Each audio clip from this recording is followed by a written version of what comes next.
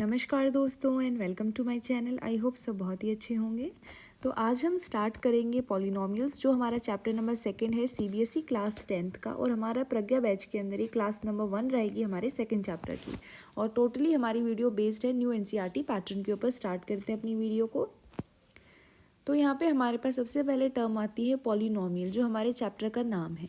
तो इसको हम दो टुकड़ों में बांट सकते हैं। सबसे पहला है पॉली, दूसरा है नोमियल। तो पॉली का मतलब होता है मैनी, यानी बहुत सारे, और नोमियल का मतलब होता है टर्म्स।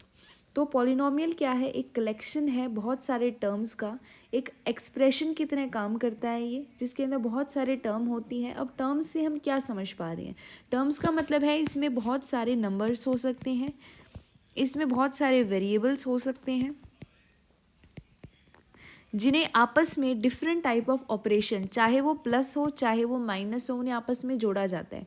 जब नंबर्स और वेरिएबल्स को, और इन वेरिएबल्स की पावर हो सकती हैं, जब इन्हें आपस में जोड़ा जाए तब जो कलेक्शन बनी है और उसके अंदर मोर देन 2 टर्म्स हो, यानी मैनी, बहुत सारे टर्म्स हो, तब हम उसे पॉलिनोमियल कहते हैं। अगर हम इसका एग्जाम्पल लें तो हम इसको ऐसे समझ सकते हैं, जैसे कि हमारे पास आ जाएगा 2x। तो यहाँ पे 2 एक नंबर है और x हमारा वेरिएबल है। वेरिएबल का मतलब होता है एक ऐसा सिंबल जिसकी बार बार वैल्यू हम चेंज कर सकते हैं, यानी वो वेरी करेगा, उसकी वैल्यू चेंज होती रहेगी, कांस्टेंट नहीं है। जैसे 2 क्या है? 2 यहाँ पे कांस्टेंट का काम कर रहा है, लेकिन ये किसके साथ जुड़ा हुआ है? ये 2 इंटू में x है, यानी वेरिएबल के साथ जुड़ा हुआ है, तो हम कहेंगे वेरिएबल का कोफिशिएंट है। अगर ये अकेला होता, फॉर एग्जाम्पल +3, यहाँ पे 3 के साथ कोई वेरिएबल नहीं है, तब हम इसे कांस्टेंट बोलेंगे। लेकिन अगर ऐसा हो कि साथ ही में कोई वेरिएबल हो, तो हम उसे बोलेंगे उस वेरिएबल का कोफिशिएंट। अब यहाँ पे x की पावर कितनी है? 1 है, तो ये जो 1 है ये वेरिएबल का एक्सपोनेंट है, यानी इसकी पावर है। तो जब हमने क्या किया, 2x प्लस में 3, हमने नंबर्स और यहाँ पे हमने वेरिएबल्स को जोड़ा, किसकी हेल्प से? प्लस की हेल्प से। तो जो टोटल ओवरऑल हमारे पास आया 2x + 3, तो ये जो कॉम्बिनेशन हमारे पास बनी है, हम इसे ही पॉलिनोमियल कहते हैं। और इसके अंदर अगर 2 या फिर 2 से ज़्यादा हमारे पास टर्म्स हो, तब हम उसे बोलेंगे पॉलिनोमियल है वो। अब इतना अगर आपको समझ में आया, थोड़ा आगे चलते हैं। अब हम क्या करेंगे? पॉलिनोमियल्स को क्लासिफाई करेंगे। इसका क्लासिफिकेशन 2 तरीके से किया जा सकता है। सबसे पहला है टर्म्स के बेसिस पे, दूसरा है डिग्री के बेसिस पे।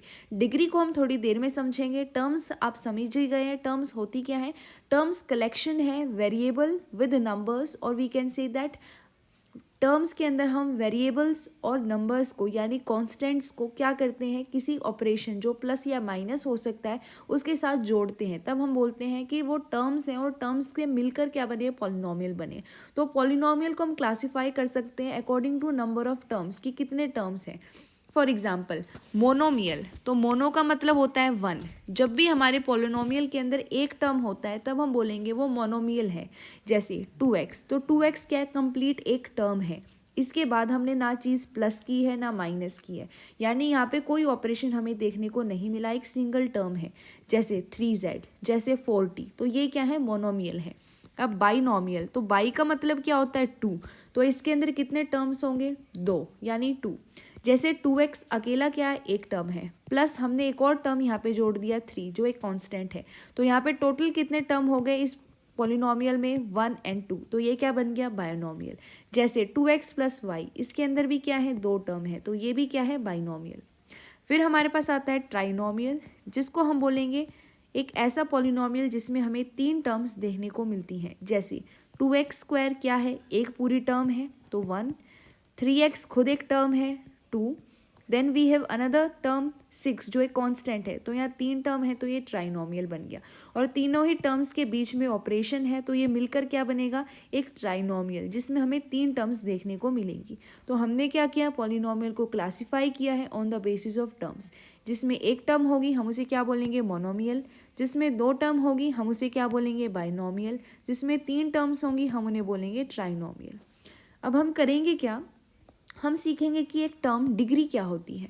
तो डिग्री क्या होगी? जो आपके पास एक पॉलिनोमियल बना है, चाहे उसमें कितनी ही टर्म हो, चाहे वो मोनोमियल हो, चाहे वो आपका क्या हो? बाइनोमियल हो, चाहे वो आपका ट्राइनोमियल हो, चाहे आपके पॉलिनोमियल में कितनी भी टर्म्स हो, it should be greater than 2, तभी हम उसे बोलेंगे वो एक पॉलिनोमियल का काम कर रहा है। तो on the basis of degree अब हम पॉलिनॉमियल को क्लासीफाई करेंगे। अब आखिर ये डिग्री होता क्या है?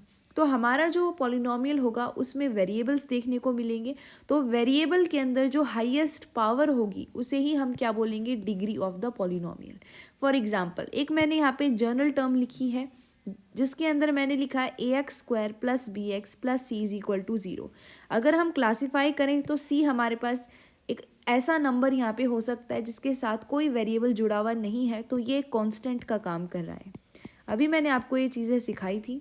फिर हमारे पास bx है, तो b एक नंबर होगा जिसके साथ x एक वेरिएबल जुड़ा हुआ है, तो b क्या करेगा? इसके कोफिशिएंट का काम करेगा। इसी तरीके से यहाँ पे वेरिएबल है x⁻², तो यहाँ पे a क्या कर रहा है? इसके साथ है, यानी ये भी क्या है? x⁻² का कोफिशिएंट है। इसी तरीके से अब जो हमारे पास वेरिएबल्स हैं, आप देख सकते हो वेरिएबल हमारे पास x है, यहाँ पे x⁻² है और यहाँ पे x⁻1 है, तो 1 और 2 में से 2 बड़ा है, तो यहाँ पे जो हमारे पास वेरिएबल था उसकी जो हाईएस्ट पावर 2 है यहाँ पे, वही क्या होती है? वही हमारी वेरिएबल की हाईएस्ट पावर डिग्री कहलाती है उस पॉलिनॉमियल का। जैसे यहाँ पे वेरिएबल x था और इसकी पावर हाईएस्ट जो है वो 2 है, तो 2 क्या है? इस गिवन पॉलिनॉमियल की डिग्री है। अब on the basis of degree हम क्या करेंगे? पॉलिनॉमियल्स को क्लासीफाई करेंगे। अब यहाँ पे अगर हम देखें तो हमें पता है कि डिग्री के बेसिस पे अगर हम क्लासीफाई कर रहे हैं तो हमारा मेन फोकस होना चाहिए हमारे वेरिएबल के ऊपर।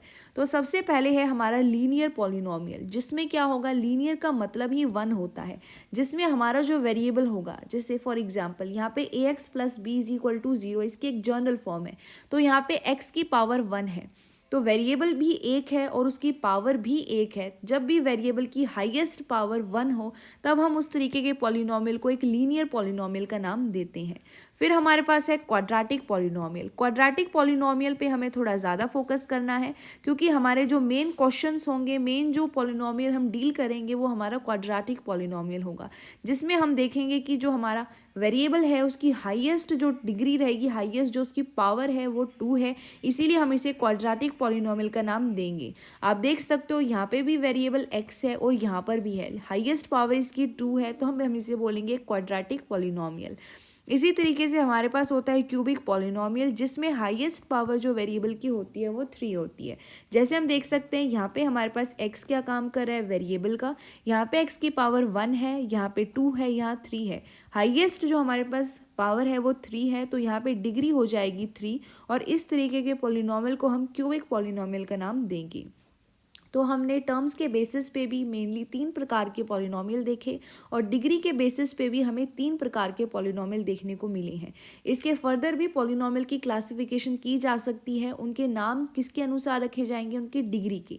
जैसे लीनियर की डिग्री होगी 1, क्वाड्रेटिक की होगी 2 और क्यूबिक की होगी 3। तो हमें मेन फोकस रहेगा हमारा, जिस पे हमें मेन फोकस करना है वो है हमारा क्वाड्रेटिक पॉलिनॉमियल, जिसकी डिग्री 2 है, यानी इसकी हाईएस्ट जो पावर रहेगी वेरिएबल की वो हमारी 2 होगी।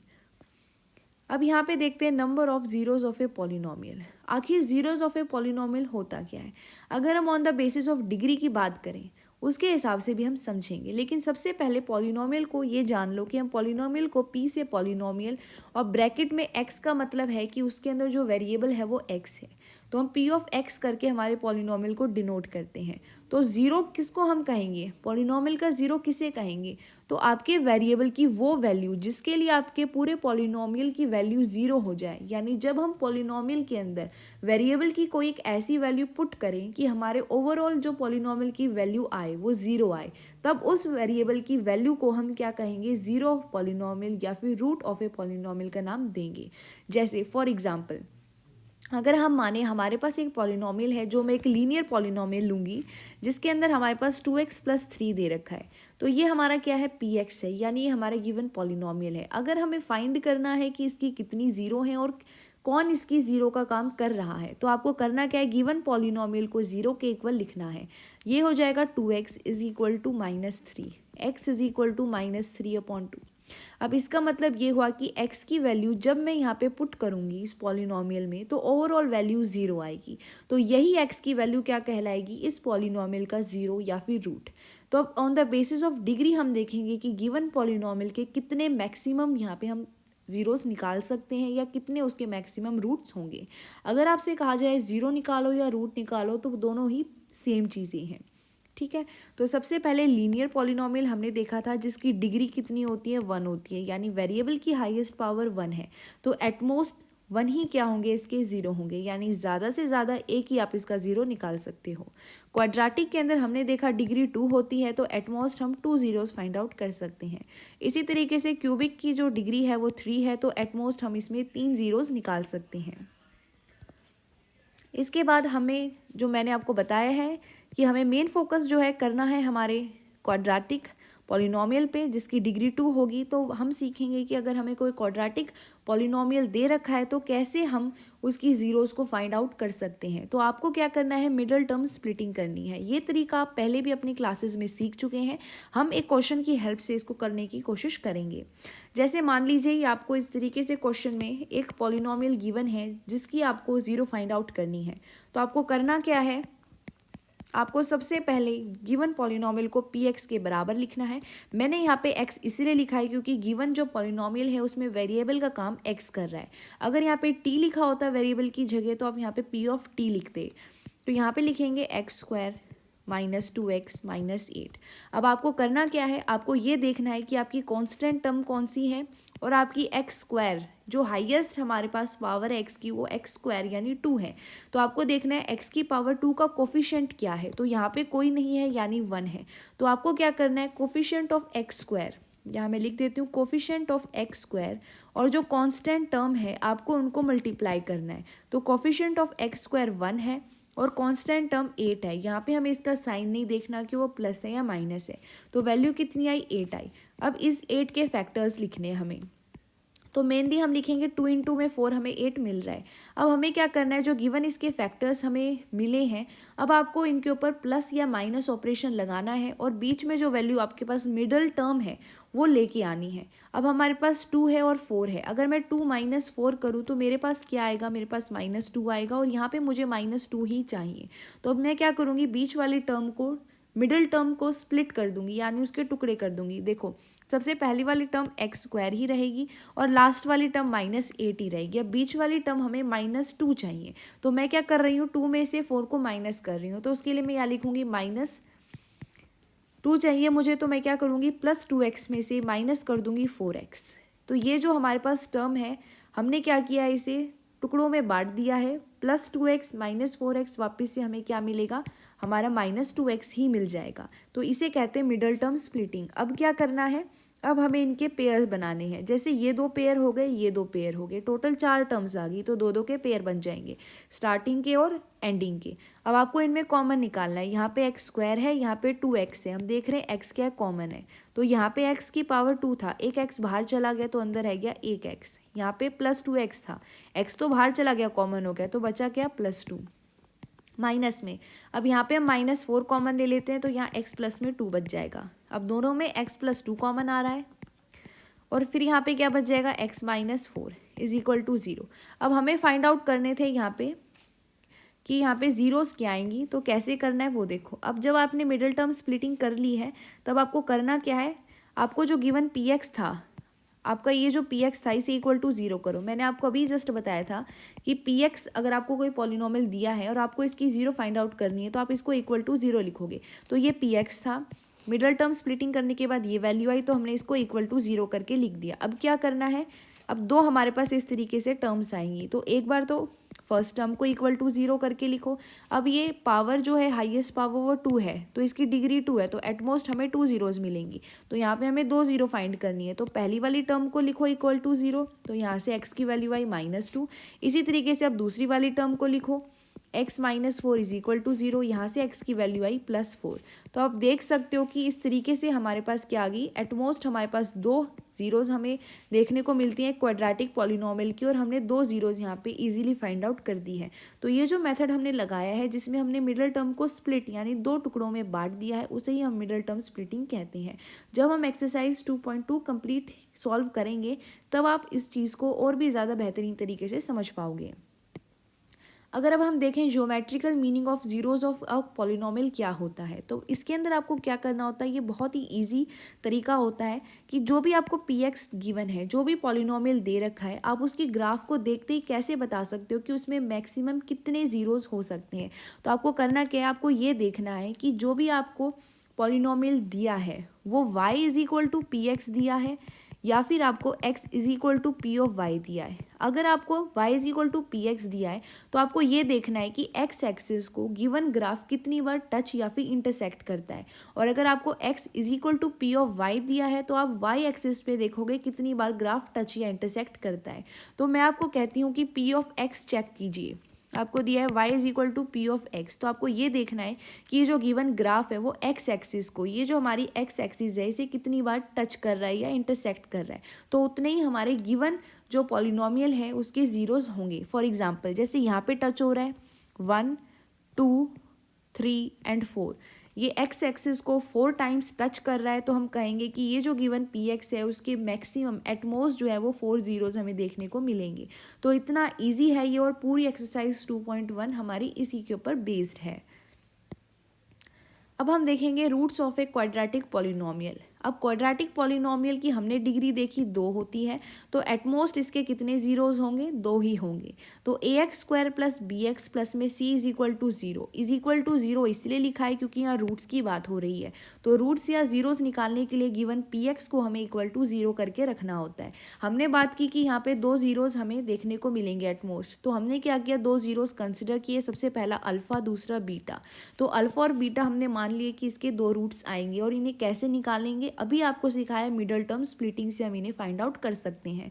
तो बाय ऑब्जर्वेशन ये देखने को मिलता है कि जब आप रूट्स या जीरोस निकालते हो तो आपने p x is equal to zero किया। फॉर एग्जाम्पल पी एक्स दिया हुआ था आपको यहाँ पे 3x प्लस में 5, तो हमने किया क्या, 3x प्लस में 5 जो गिवन पी एक्स था हमने उसको इक्वल टू जीरो करके रखा, तो यहाँ से x की वैल्यू हमने निकाली जो आई हमारे पास x is equal to -5 divided by 3। तो यही क्या है, इसकी रूट या जीरो कहलाएगी गिवन पी एक्स का।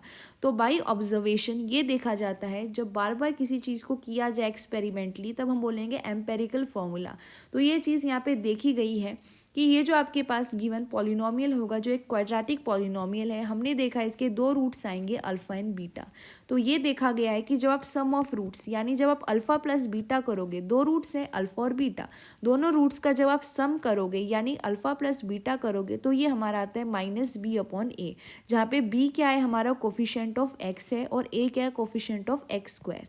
आप लिख सकते हो minus of coefficient of x divided by coefficient of x square. इसी तरीके से ये देखा गया है जब आप प्रोडक्ट ऑफ रूट्स करोगे यानी अल्फा इंटू में बीटा करोगे तो ये c/a के इक्वल आता है, यानी जो आपका कांस्टेंट टर्म होगा, ये जो कांस्टेंट टर्म है divided by coefficient of x square, coefficient of x square. तो ये चीज़ देखी गई है, तो ये हम वेरीफाई करेंगे एक्सरसाइज 2.2 करते समय। आई होप ये आपको समझ में आया होगा। Thank you for watching. तो ये हमारा पूरा चैप्टर था। जैसे जैसे आप मेरे साथ जुड़ोगे आगे इसी सफ़र के अंदर तो आपको चीज़ें और अच्छे से समझ में आएगी, आप कंसेप्ट को कैसे अप्लाई करना है वो भी अच्छे से सीख पाओगे। Thank you for watching. अगर वीडियो अच्छी लगी है तो लाइक करना मत भूलना, शेयर करें, कमेंट करें, और इसी तरीके से हमारे साथ जुड़ने के लिए हमारे चैनल को सब्सक्राइब ज़रूर करें। Thank you for watching.